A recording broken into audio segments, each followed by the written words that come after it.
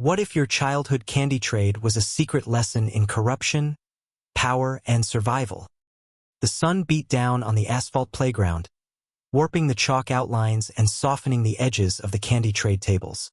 It was recess, but the air buzzed like the final round of an auction. Kids weren't playing tag anymore. They were whispering deals under jungle gyms, exchanging snack wrappers like gold.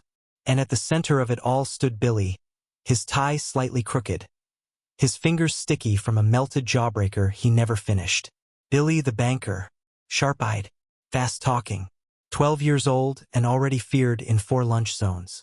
He leaned casually against the rusted monkey bars, flipping a clipboard like a blackjack dealer. The line in front of him was long. Kids from every clique, skaters, spelling bee champs, even 6th grade hall monitors, waited nervously for their turn. "Step right up," Billy called, voice smooth like syrup. No allowance? No chores? "No problem. Candy dreams are just a signature away." The first customer trembled as she handed over a scribbled IOU. Billy glanced at it once and nodded. "Approved. 1 marshmallow mortgage coming your way." Cheers erupted.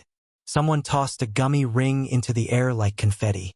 Billy grinned, but there was something underneath it. A twitch in the eye, a flicker of calculation. Because Billy didn't invent candy loans for kindness. He had debts of his own. Flashback to last semester. A whisper in the janitor's closet. The big bench syndicate, the real power on the playground, had pulled him into the dark. "Start lending," they said, sliding a wrapped but suspiciously heavy candy bar into his pocket. "Make the kids dream big. We'll handle the rest." Now, under the midday sun, Billy felt the heat rising, not just from the pavement, but from his conscience. He glanced down at his clipboard, where names and loans were scribbled in red licorice ink. So many promises, so little sugar left in the vault. Then a shadow fell over him.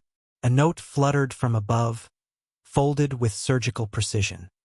It landed at his feet. Billy unfolded it, his jaw tightening. "Keep lending, or we tell everyone what you did in Savings Club." His hands went cold. He looked up, but whoever sent it had vanished into the crowd. Billy swallowed. The playground cheered again as another marshmallow mortgage was approved. But in that moment, the self-made Candy King felt a tremor ripple through his candy-coated empire. The loans had started sweet, but even the richest chocolate melts under pressure. The school library wasn't quiet anymore. It had become a secret trading floor. Bookshelves now served as backroom booths, where the whispers of risky deals echoed off the encyclopedias. At the far end, where the sun barely reached, sat Sally, a peppermint-lipped genius with a clipboard sharper than Billy's smile. Her desk was stacked with candy wrappers, not for eating, but for forging. Nerd ropes were glued together to resemble stock certificates. Tootsie Roll wrappers bore tiny, perfect printouts of AAA ratings in blue crayon. She was the queen of sweet repackaging, turning bad candy loans into glittering bundles no one could resist. "Presentation," she whispered to her twin brother Max, hunched beside her with a ruler and a calculator. "It's all about how it looks." Max adjusted his thick glasses. "You're mixing marshmallow debt with lemon drop defaults again." Sally shrugged, tying a candy bundle with a satin pink ribbon. "Who's going to notice? These kids can barely spell liquidity." Outside the library, investors lined up, the big kids, soccer captains, chess club presidents. Even a kid named Duke, who always wore a blazer and claimed his dad worked on Wall Street or something. Sally emerged into the hallway with a sparkle in her eye and a shoebox full of bundled candy loans. "New product on the market," she purred. "Guaranteed sweet returns." The investors swarmed, tugging at their lunchboxes, ready to trade pudding cups and snack packs for Sally's latest miracle. They didn't ask what was inside, only what the label said. "Top tier," she promised. "Everyone's buying." And they did. Within minutes, the box was empty. Sally leaned against a locker, watching them disappear, greed gleaming in their eyes like melted caramel. But deep down, she felt it, the rot. She knew the candy inside those bundles was spoiled, leftovers from Billy's worst loans. expired gummies, rock-hard taffy. Some IOUs from kids who had already transferred schools. "I just sold sugar-covered poison," she whispered to Max. He didn't look up. "Then you'd better hope they never unwrap it." Then came the knock. A note slid under the locker door. Same paper. Same handwriting as Billy's. "Keep wrapping. Don't ask questions, or Max gets expelled for fixing math bowl scores." Sally went pale. The hallway's fluorescent light flickered overhead like a warning. She tucked the note into her sleeve, took a breath, and forced a smile. "Next batch goes out tomorrow," she said, stepping back into the library's shadows. "Let's give them a taste of strawberry trust bundles." But something deeper had begun to stir in her. Guilt, maybe, or fear, or the slow realization that the candy game she helped build was turning sour, and someone out there wanted her to keep feeding it, even if it meant burning the whole playground down. The playground had changed. Once a place for jump rope and kickball, it now pulsed with candy-fueled ambition. The air was thick with the scent of synthetic strawberry and melted chocolate, sweet but overwhelming, like success gone stale. Every swing creaked with whispered deals. Every hopscotch square had been repurposed as real estate. Even the sandbox had become a miniature model of a peppermint suburbia. Kids weren't trading cards anymore, they were trading property. Marshmallow mansions, licorice lofts, chocolate bungalows with jelly bean rooftops. At the center of the frenzy stood Timmy, the poorest kid on the playground just a week ago. He used to collect crumbs from snack trades. Now he strutted across the blacktop in a velvet cape, licking a swirl lollipop the size of his face. He owned 3 cookie duplexes, a caramel condo, and the deed to the seesaw. "How'd he do it?" a second grader whispered from behind the water fountain. "He flipped a fudge shack in 2 days," someone replied. "Tripled his snack income." Timmy wasn't the only one. Kids with zero allowance were taking out candy loans from Billy, buying cookie cottages, then selling them back the next day for twice the marshmallows. The inflation was electric. Lunchboxes bulged with IOUs, wrappers, and hand-drawn contracts. It was chaos, glittering, delicious chaos. But not everyone was convinced. In a quiet corner near the tetherball court, Mr. Denton, the janitor and former Savings Club advisor, watched the sugar circus unfold with narrowed eyes. "They're building castles out of cotton candy," he muttered to no one. "One strong wind and the whole thing melts." But no one listened. Not yet. Inside the hollowed-out jungle gym, now Timmy's personal office, the boy tycoon slammed a Choco stamp on a property contract and turned to his assistant. "Next," he snapped. "Get me that lemon drop duplex. We're expanding into the Monkey Bar district." His hands trembled slightly. He hadn't eaten lunch in 3 days. Too busy trading, wheeling, scheming. The sugar high had replaced real nourishment. But he was too deep to stop. "Timmy," came a soft voice behind him. It was Sally. She stepped through the plastic tunnel like a shadow, arms crossed, face unreadable. "You bought a Cocoa townhouse with loans stacked 3 deep. One kid defaults and the whole thing collapses." Timmy smirked. "Not my problem. By then I'll have sold it to someone else." "But someone always bites last," she said, her voice low. "And they always bleed." Timmy waved her off. "This is how it works now. You started it, remember?" Sally said nothing. She turned and left, her shoes clicking on the slide's metal as thunderclouds gathered in her mind. Back on the main court, a cheer erupted. Someone just flipped a graham cracker duplex for 2 king-size bars and a slushy token. The bell rang for the end of recess, but no one moved. Why would they? Recess wasn't playtime anymore. It was the marketplace. And like every boom, this one was rising on a lie so sweet no one dared taste the truth. Not yet. The day it all started to fall apart. The sky was a blinding, cloudless blue. The kind of day that made kids feel invincible. But something felt off. The candy market was still buzzing, but the air had gone dry, like static before a lightning strike. The wrappers didn't crinkle with the same joy. Laughter came in bursts, too loud and too forced. Kids were still trading, but now they checked their shoulders before they did. And then it happened. At the edge of the Monkey Bar district, a kid named Arlo, a third-grade dreamer with scuffed sneakers and a big heart, bit into his newly bought marshmallow mansion. He expected sweetness. He found air. The inside was hollow, not just soft, empty, a shell of fluff and nothing. No chocolate beams. No toffee structure, just a fraud held together by sugar glue and wishful thinking. What they?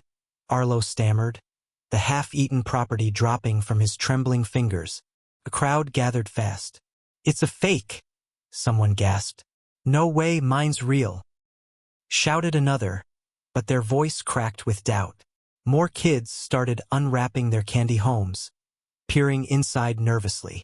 Whispers turned to gasps, gasps into shouts. Mine's bad too. I paid for lollipops for this? In the jungle gym office, Timmy heard the panic rising and froze mid-deal. He peered out through a tinted fruit roll-up window and saw the crowd surging like a wave. His assistant turned pale. They're finding out. Outside, wrappers flew like autumn leaves. Torn-up contracts, crumpled IOUs, glittering candy trust bundles, unraveling in the wind. Then came the domino effect. Billy's loans stopped getting paid back. Sally's bundles were returned unopened. Panic spread like soda fizz on sunburned pavement. Even the cool older kids, the investors, began running scared, dumping assets, screaming about sugar insolvency. The playground turned into a battlefield of debt. Timmy stumbled outside, the sugar crash finally hitting him. His cape dragged behind him like the flag of a fallen empire. Kids shouted his name not with admiration but fury. You said it was solid. You said it was sweet. He backed up against the slide, eyes darting. I didn't build them. Primer just flipat. That's when a voice rang out soft, but sharp as a peppermint shard. You knew, said Sally. She stood calmly amid the storm, licorice black hair fluttering, a stack of shredded candy contracts in her hands. I wrapped the poison, she said, but you sold it with a smile. Timmy said nothing. The bell rang long, metallic, final. But no one moved, because the truth had finally unwrapped itself. And it tasted like regret. The playground was no longer a place for games. It had become a war zone. Candy wrappers littered the cracked pavement like fallen soldiers. The once bright lunch tables were abandoned, strewn with half-eaten snacks and shredded contracts fluttering in the breeze. The sweet scent of melting chocolate was replaced by the sour smell of panic and broken trust. Billy paced near the monkey bars, sweat dripping from his forehead despite the cool shade. His clipboard, once his throne, was now a weight in his trembling hands. He tried to speak, to rally the crowd, but his voice cracked like brittle sugar. We can fix this, he pleaded, eyes darting towards Sally and Timmy, who stood on opposite sides of the chaos, silent and defeated.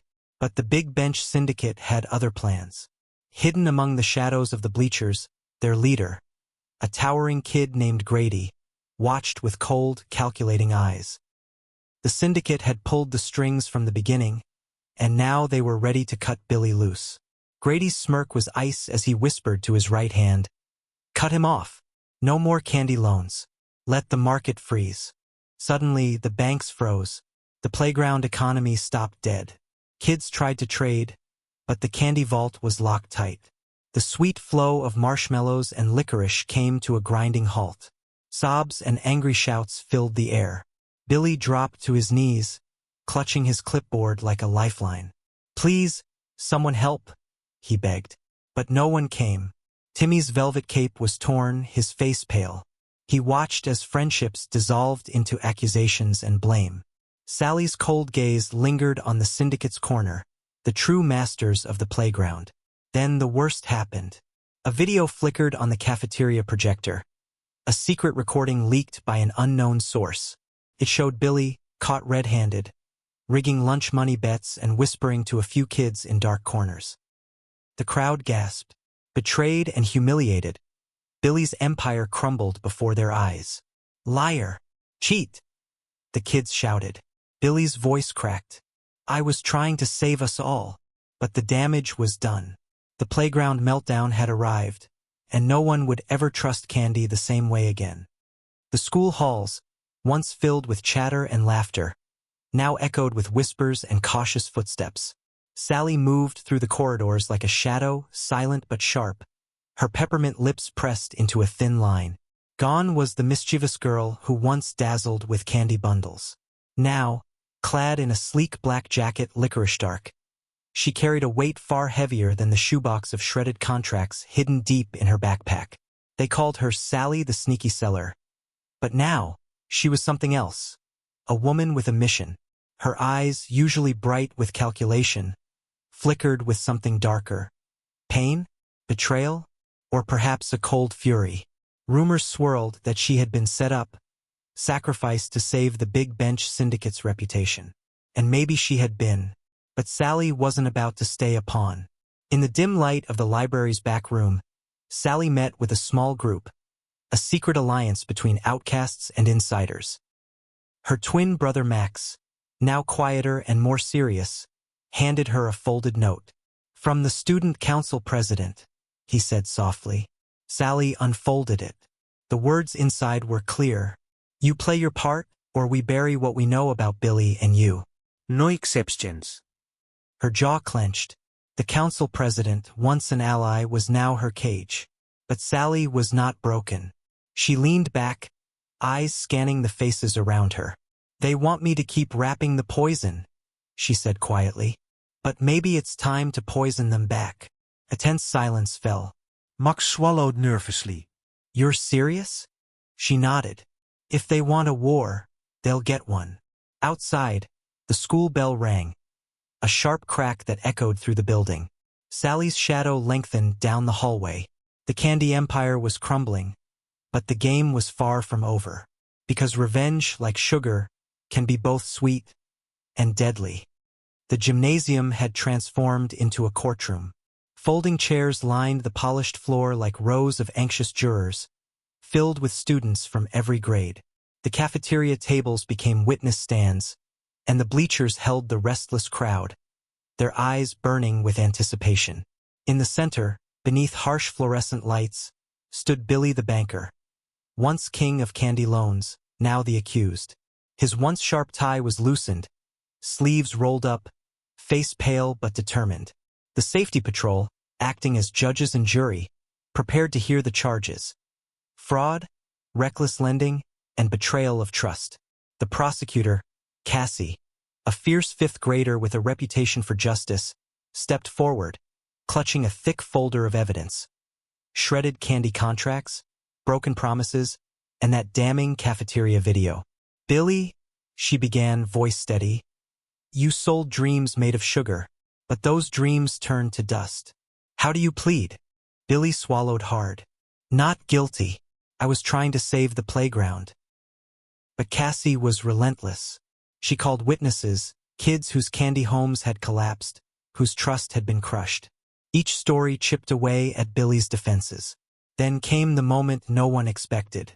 Billy's attorney, an older kid named Marcus, rose and slammed a hand on the table. "What the prosecution won't tell you," Marcus said, voice booming, "is that Billy was not the mastermind. There's a bigger game, and it's rigged." A murmur rippled through the crowd. Billy took a deep breath. "I'm ready to name names.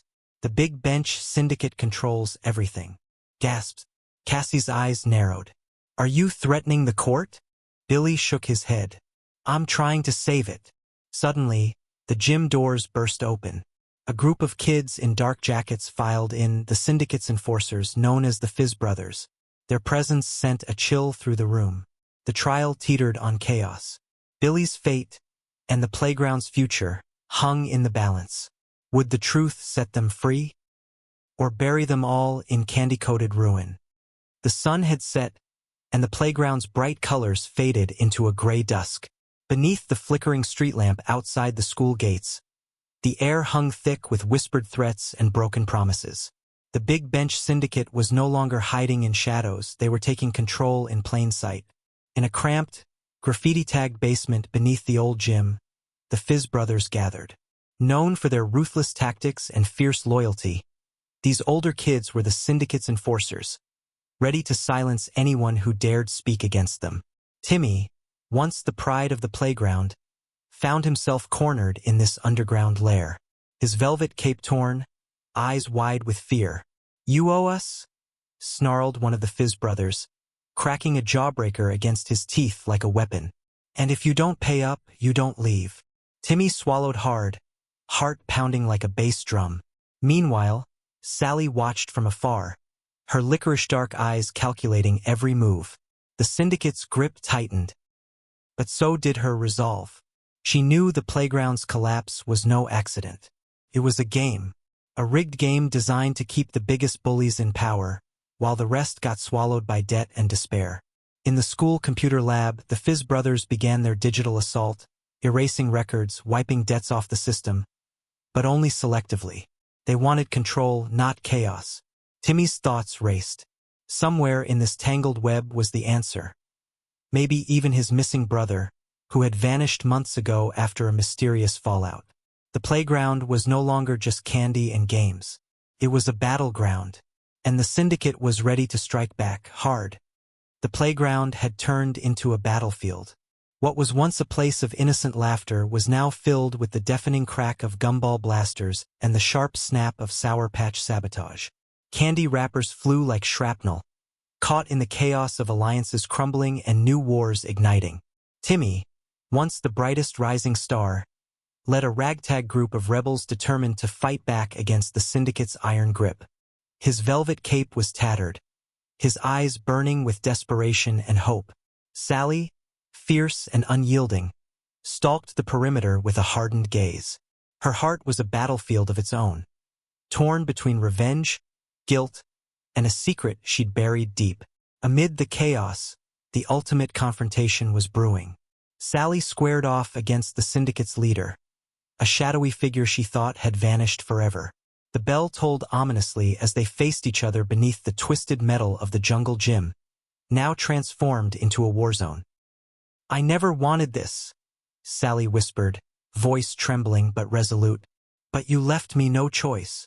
The leader stepped forward and revealed a truth that shattered her world. "It's me," he said softly. "Your twin brother." The ground seemed to shift beneath her.